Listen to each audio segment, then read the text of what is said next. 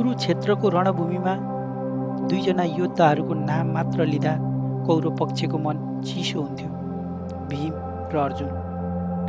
भीमको क्रोध र बल अपराजय थियो।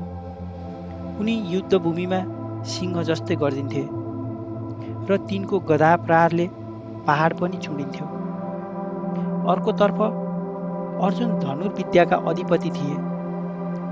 श्रीकृष्ण स्वयं उनका सारथी थिए।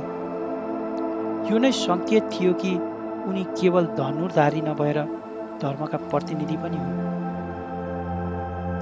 दुर्योधनलाई यो थाहा थियो, यदि कसैले उसको पराजय सुनिश्चित गर्न सक्छ भने त्यो भीम र अर्जुन हुन्।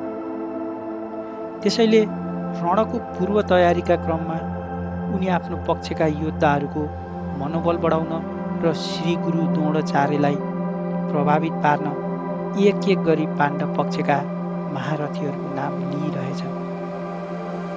श्लोक 4बाट दुर्योधनले श्रोताको ध्यान भीम अर्जुनको महत्ता र पाण्डव सेनाको बलतर्फ तान्छ। अत्र सुरा महेश्वासा भीमार्जुन समा युधि युयुधानो विराटश्च द्रुपदश्च महारथः। अर्थात् यहाँ यो पाण्डव सेनामा भीम र अर्जुन समानका लडाईँ गर्ने महारथी युयुधान, विराट तथा द्रुपद जस्ता अनेक वीर धनुर्धारीहरू छन्। तात्पर्य: हुन त द्रोणाचार्यको अत्यन्त ठूलो सैन्य शक्तिका अगाडि धृष्टद्युम्न धेरै महत्त्वपूर्ण बाधक थिएन।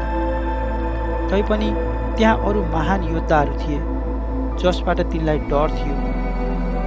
तीमध्ये हरेक योद्धाहरू भीम र अर्जुनकै बराबरीका दुर्जिय थिए। तिनलाई दुर्योधनले विजयका बाटोमा ठूलो अवरोध मानेका थिए।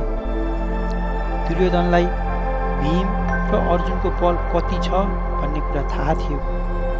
त्यसैले यी दुई भाइसँग उनले अरूको तुलना गरेका